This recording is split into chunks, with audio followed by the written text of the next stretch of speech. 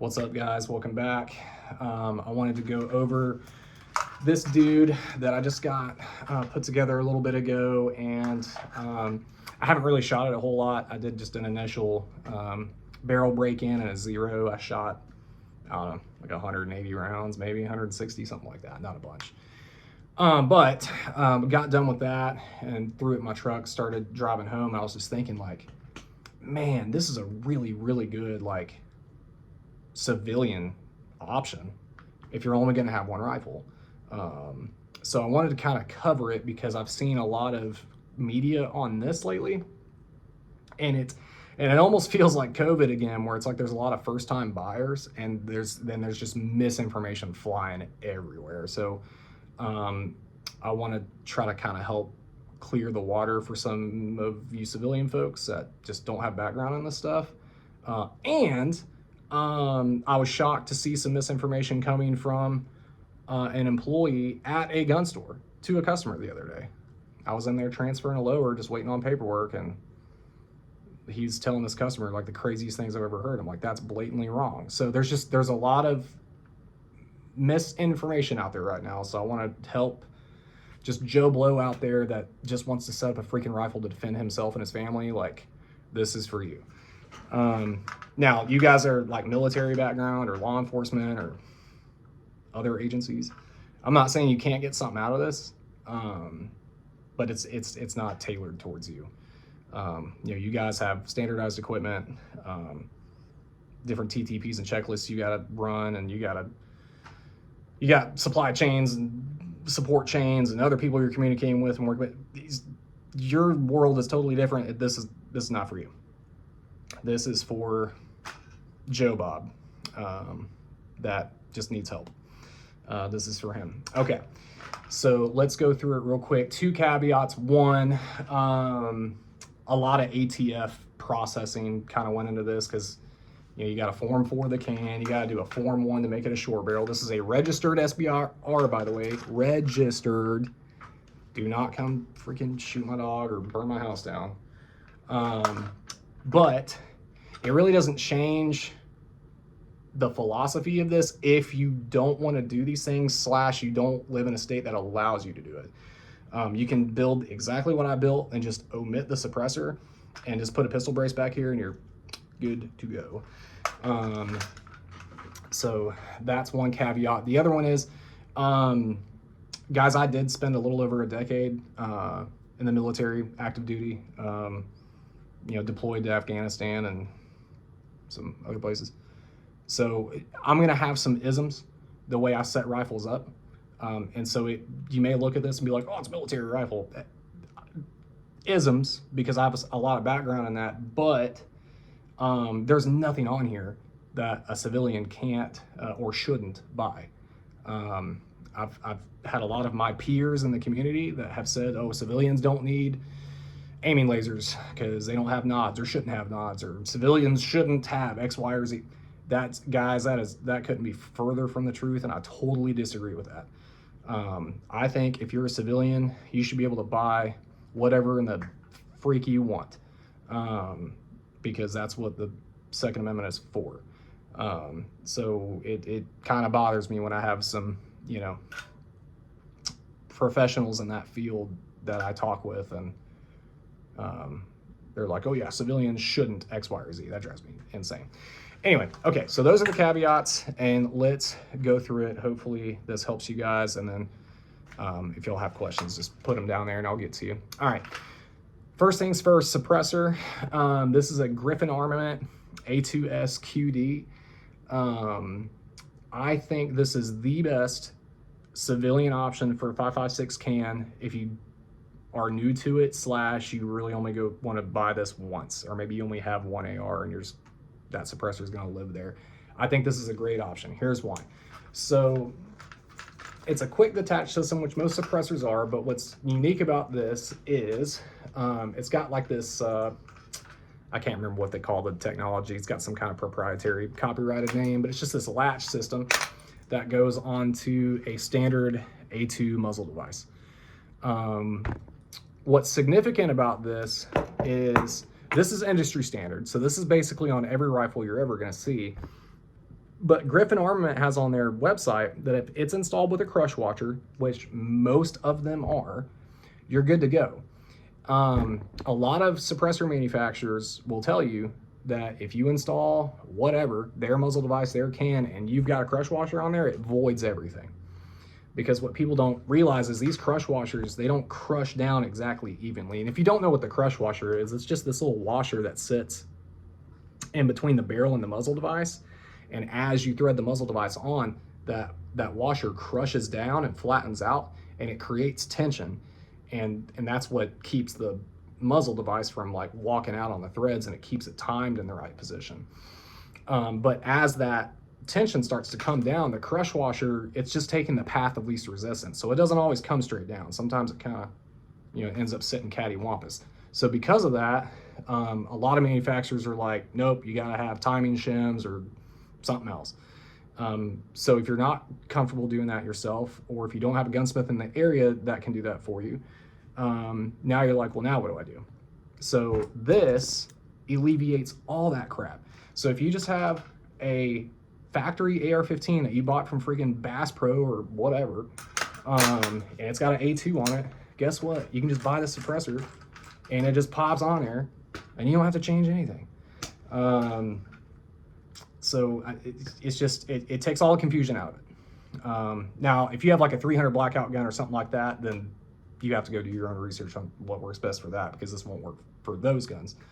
But for just standard 5.56 guns, yeah, man, this is, I think this is the best solution for civilians. Just because it's just easy. The barrel is an 11.5 inch Colt. This is a SOCOM profile one. I'm partial to Colt barrels. They're really accurate and they're gassed well. They're in most of my guns now. I'm probably going to continue to buy them just because I've had great success with them. They're not cold hammer forged, so they're not going to like last as long as, some of the FN barrels or the Daniel Defense barrels or some of those other ones. But I know I'm going to get more than 8,000 rounds out of it, likely, because they're chrome lined. So, and if I'm shooting 7,000-8,000 rounds, I'm shooting enough to replace one of these barrels. That's a good thing. I mean, that means I'm training a lot. So that's just my preference. But if you've got like a standard, like a Smith & Wesson or a PSA 11.5, like, and it's working for you, I'm not telling you to go change it. This is just what works for me. The rail is a Midwest Industries. I think it's a T, I think is what they call it. T quad rail or combat quad rail or whatever. It's a 10-inch free floated quad rail. And they make a bunch of different lengths, but for me with the 11.5, the 10-inch rail made sense. That's just the one I did, but you can go get whatever length you want. They make a bunch of different varieties of it. It's easy to install, and I like quad rails. I just like them. I'm not saying there's anything wrong with M-LOK, but to me, they sit a little too close to the barrel and they just get too hot. You run 4, 5, 6 mags through an M-LOK gun that's like a really skinny, forend. Like if you don't have a glove on, it's like you're gonna burn yourself. So I would prefer to not have that shooting experience. Like, yeah, this weighs a little bit more, and these little Picatinny rail sections, they can get kind of sharp and they can cut your hands up. But that's why I put the little covers on there to keep that from happening. But like, there's some drawbacks to a quad rail, but the pros to me just way outweigh it. They're just really rigid, and it keeps the aiming laser, which is this device here, it keeps that zeroed and it doesn't walk or do anything when it gets hot. So yeah, I really like this rail. I'll probably continue to buy these, and I actually do have some other M-LOK guns, and eventually I'll probably just over time swap them all to this because it's really good. Let's talk the aiming laser real quick. So this is a NGAL reproduction from Somo Gear.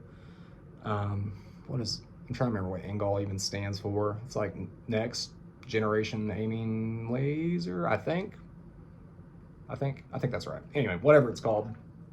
This is just a copycat of it that comes from China. So with the tariffs and everything, I don't know if that's going to affect this market or not. I assume that it will. But whatever aiming laser that you find, that's in your budget, that can reliably hold zero, is fine. It really doesn't matter. You know, don't go spend money that you don't have to spend, but don't go buy freaking, you know, junk either. These, like I said, they come from China, but the Somo Gear dudes, or maybe it's one guy, whoever, whatever, they import them, they rip them apart, and they put like epoxy and stuff in the modules on the inside, and then they put them all back together so it'll withstand recoil and all that kind of stuff. And I've got some other Somo Gear lasers, and they all work just fine. They all retain zero. They're all really strong, like very powerful lasers. So I just don't know what the future of like those kinds of companies are, just with the tariffs and everything happening. But I think that if you do not have backup irons on your gun, which this one doesn't have, we'll talk about optics a little bit later, but there's not really a place to put irons on this gun. It's just, you need a redundancy in your aiming system in case your optics go down. I hear the philosophy a lot, especially with like gun store dudes and whatever, some of the guys in the forums, and they're like, duty rifles need to have fixed iron sights. I don't necessarily disagree with that, but I think you're focusing too much on whether it's an iron sight or not. I think your rifle needs to have redundancy. If that's an aiming laser, great. If that's backup irons, great. If that's a backup red dot on top of your regular red dot, great. It just needs to have redundancy.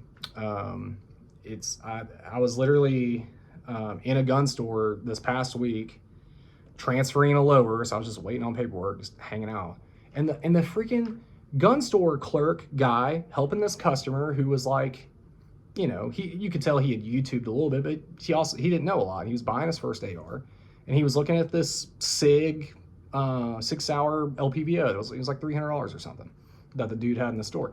And this man told this customer not to buy LPVO because what if there's an EMP? I was like, my brother in Christ. First of all, if there's actually an EMP or a nuke or whatever, okay, Joe Blow with his little 11-inch AR, like, what are you gonna do? Nothing. Like, can you, like, even if your optics die, can you like naturally point of aim, shoot across your house or your property or something if you need to defend yourself in that way? Absolutely you can. Absolutely you can. But that's not a reason to not optimize the rifle because of the off chance that something happens that you can't control. It's bananas to me. Because if you just, you know what I mean? If you're gonna be that in the weeds and that worried about it, then you need to have just an AR or whatever that's just an iron sight gun that you're like, okay, here's my EMP gun, and go set it over there and have that. But like to rob yourself of all the capability that optics can give you because something like that might happen, you know what I mean? It's just really silly. I understand that dude's point, but we don't need to get focused on the method of what the redundancy is. There just needs to be some. Okay, so hopefully I beat that dead horse enough. White light, this you should just have them. I'm not saying you have to have a Surefire one. You can get whatever you want. I like the Surefire brand just because they have an industry standard plug system, these crane plugs. And there's just a lot of third-party aftermarket support for that. So I have this, this is a Unity, I don't remember what it's called, but it's just, it's a dual button switch. So the button up front does the white light, and then the bottom button does the laser. They look and feel different and are in different positions. So like if it's dark or whatever, and you're just reaching down and feeling, you know exactly what button you're gonna hit. And I like the design of this one because the way the buttons are kind of concaved under like where the shell of the body is, like you're not gonna bump this by accident. I'm not saying it's impossible, but there's some other buttons out there where the actual pressure pad is kind of like overt, and so those are a little bit easier to bump and you know, discharge on accident. This one, it's a little bit more deliberate, and you have to kind of dig into it that much. But I like that because I know I'm not going to hit it by accident. So you don't have to have this. If you just want to have a freaking standard flashlight with just a little push button on there and just put it on this side of your gun just so you can just push it, nothing wrong with that at all. I actually, like, I served with a couple of dudes that actually prefer that because it takes out the possibility of a wire shorting or the wires catching on something or what like that. Those dudes just didn't like wires. So they did exactly that. They used the slave button that's on the laser unit, and they used the slave button that's on the flashlight. They didn't want to mess with wires. Again, guys, there's all kinds of media on this stuff. I'm just going to tell you, do what's comfortable for you, what makes sense for you. Just because you watch some Navy SEAL dude's channel or some Army Ranger dude's channel and he sets his rifle up like this, so that's what I'm going to do. Just, that might be a good starting point, but go actually use it and make sure it works. And if it doesn't work for you ergonomically, or you're snagging it on stuff or whatever the case, then change it. Like, don't just copycat some stuff and throw it in the closet and think it's going to work. You need to go use it and make sure that it works. Okay, that's that. The grip is just a Magpul standard vertical grip, and I have this little tape down here because I keep a little bottle of CLP in there. I could put one of these in the pistol grip too, and they make like little proprietary bottles for that, but this one's a little bit bigger and it can just hold more, and it was something I already had. So I was like, well, I could not spend money and just use something I already have, and it works just fine. I think you should keep extra lube. It doesn't necessarily have to be on the gun, but it needs to be on your kit, on your person somewhere. But that's why I'm saying, like, this is a really good civilian use case gun, because everything that you'll need is on the gun, okay? And I'll get more into that as we get back here, but like, I've got lube on the gun, ready to go. I got backup batteries in the stock, ready to go. I've got a tourniquet on the side of the buttstock, ready to go, because guess what civilians aren't just gonna have? They're not gonna have IFAKs and body armor and trauma kits and stuff. They're not gonna have all that crap with them, okay? Best case scenario, this is your truck gun, and you just throw it in your truck, and whatever's on here is what you have, okay? So there's some things on here that this is my truck gun. I didn't used to even have a truck gun. Used to, I would say, yep, I've got my concealed carry pistol and I'm going to the store and that's all I need.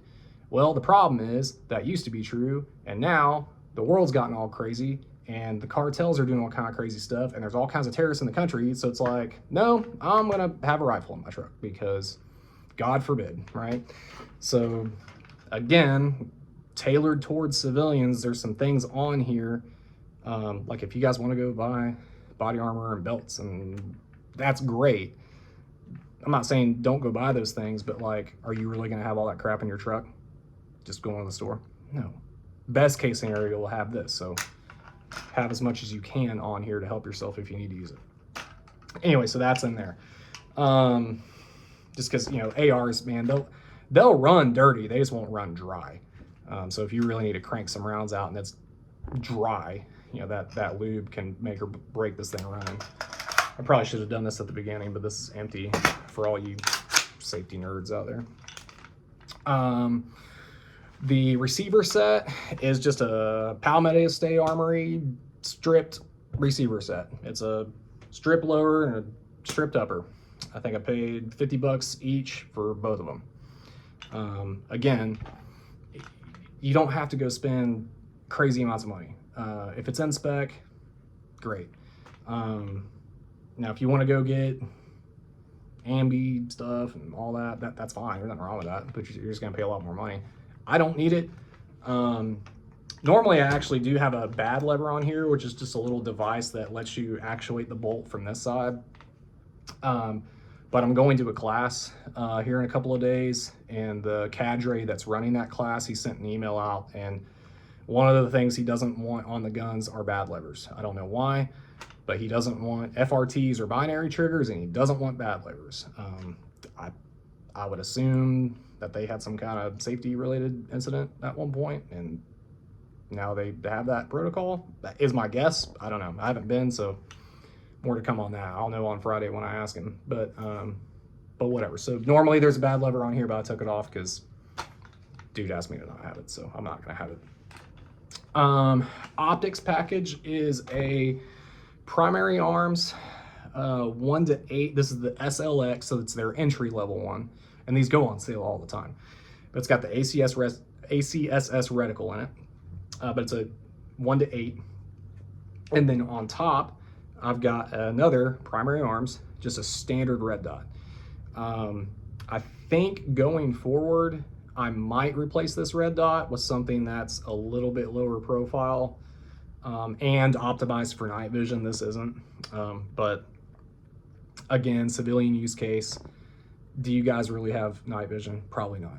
So if you don't, this dot works just fine.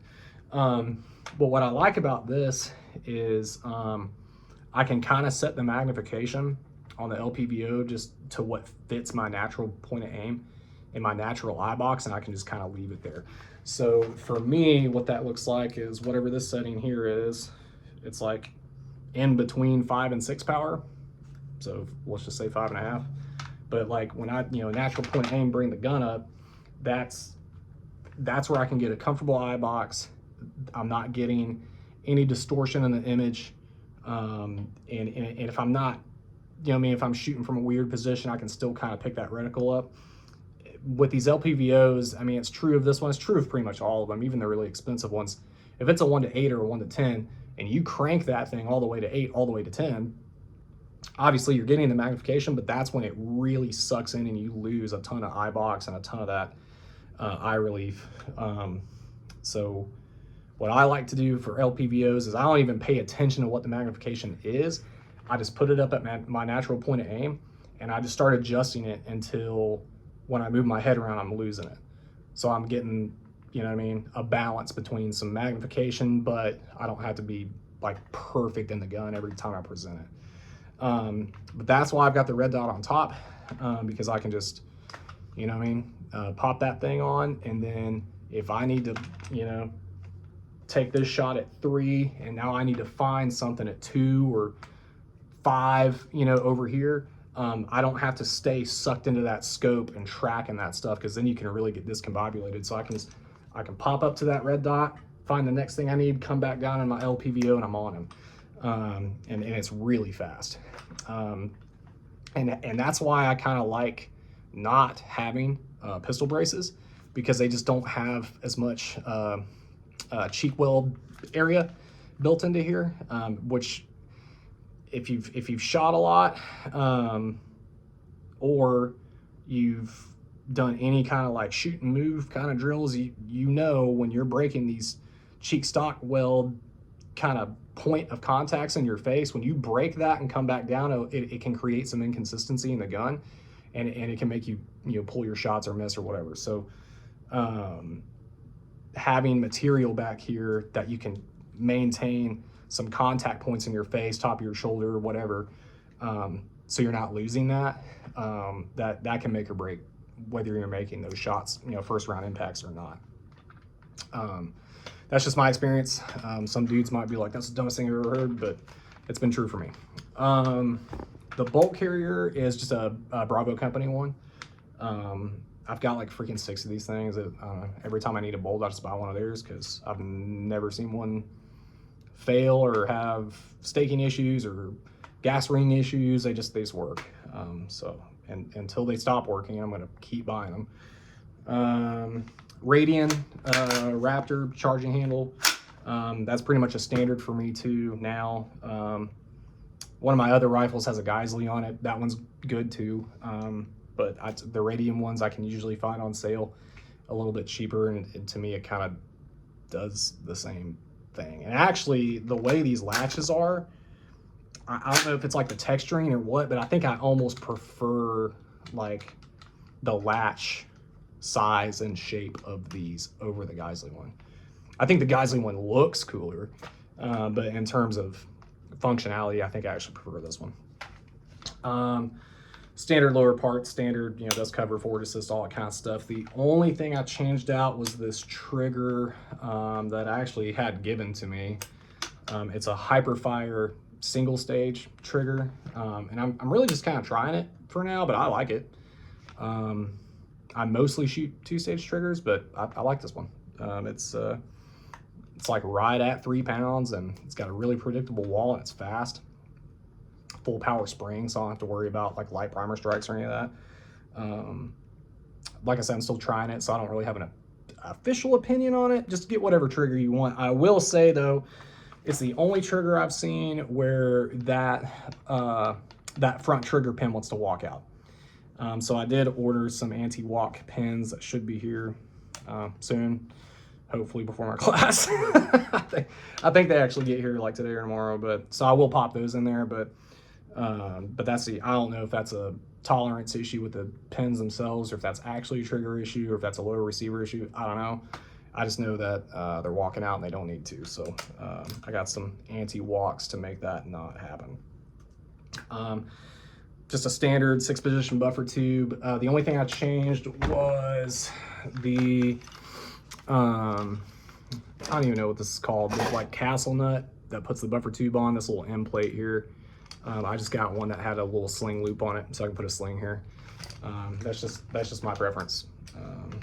Put the slings wherever you want, guys. It doesn't matter. Just find one that's comfortable for you, that works with, you know, whatever clothing you're going to be wearing, with your vehicle, etc. Okay, buttstock is a Magpul. This is a SLS. So it's got like a flared kind of cheek weld area that has storage in it, which is really cool. So I know the LMT stocks have these, some of the B5 stocks have them too, but they're not as accessible as this one is. So with this one, there's like these little rubber tabs, and you just pull them, and they got these little waterproof O-ring dudes on them, which is nice. And then like, just, you know, you can put whatever in here, but like, just for instance, I've got, well, if I can get it out, talk about learning your systems, right? I just got some spare 123 CR123 batteries in here for my laser and flashlight. Again, build redundancy into your rifles. It's important. Okay, the tourniquet on the buttstock. This is not something I came up with. There was a dude that I ran into in Afghanistan. He was a airborne infantry guy, and he had one on his buttstock, and I was like, hey man, like what's up with the buttstock? So at the time in Kandahar, if you were on installation, you were required to visibly have a tourniquet on your person. So what a lot of dudes were doing was just in their like shoulder pocket on their uniforms, they were just unzipping it, popping a tourniquet in there, and running that Velcro over the top. Because if you're in the military, you know that is just for unit identifiers / occupation identifiers. So if you see a big Velcro thingy across the side of it, it's like, that's off. So that was just kind of everybody that was active there. That was kind of their way of saying, hey, here's my tourniquet. It's right here. So that's pretty much what everybody was doing until I ran into this Army dude that had it here. And I asked him about it, and he was like, yeah, man, like one of my Sergeant First Class somebody has been doing it forever. And I started doing it. I was like, all right, cool. So the rest of the deployment, I did that too. And then when I came home, I started doing that on my rifles here. And the more I thought about it, I was just like, you know what? Like, yeah, maybe you'll throw your truck gun in your truck when you go to freaking, Lowe's or the grocery store or whatever. But like, are you throwing in an IFAK? Are you throwing in body armor that has a tourniquet on there? Are you grabbing all any of this other stuff? No. You'll be doing good to grab this. Let's be honest. You'll be doing real good to grab this. So it just makes sense to just have it on there. Because you can't have everything, right? You can't have all the gauze and the shears and quick clot and all the other stuff. But you can have this, and this is an amazing life-saving tool. It really is. I mean, this thing right here has saved more lives than, like, I don't even know. So I think this is a great philosophy, especially for civilians. Like I said, you military dudes, I already know, like, you're required to have X kit this, X kit that. This has to be on your belt. You have to have this sustainment stuff because your team says this, and this is your SOPs for that. Got it. Okay, but Joe Blow out in the middle of nowhere, freaking Kansas or something, okay, he doesn't have any of that. So Andy doesn't have any support to help him get that stuff, right? So he's just got whatever's on here. So that's why, like I said, this is not my idea. I copycatted it from somebody. I started doing it myself, and I think it's really smart, and I'll always do it. But that is kind of overall how I have this thing set up, and I think if you're gonna have one gun right now, and you need it to be kind of mobile, this is a great option. Obviously, if you have like a 16-inch gun that's like a standard AR-15, you're gonna get better, you know, muzzle velocity, and a bullet's gonna just fly better just because you have more barrel on there. And if that's what you have and that's working for you, I'm not telling you to go change it. But what I am telling you is that if you're back at the drawing board because something's not working, or you're getting into it for the first time, this is really, really, really hard to beat. It's really hard to beat, especially for the money. Because you can go set something up like this with a little bit better name brand stuff and spend like 4 times the money. So like you can, you know, you can really go overboard in these. But I'm telling you, if you go source all the parts I told you and just put this together yourself, it's a whole lot of gun for the money. Anyway, I think that's it. If I missed something, sorry. I'm not a professional freaking video guy. I don't have a script. I'm just kind of winging it. But like I said, I was driving home and I was like, dude, like this might actually help somebody get their stuff set up. But if y'all have questions of any kind, just pop them in the comment section. I'll get back to you. And I don't think I've ever not answered a question down there. And then if y'all like these, I might just start pulling a gun out of the safe like every week or so and showing you guys different stuff I've set up. But yeah, I think this is the winner for civilians. This is the one. All right, guys. Till next time.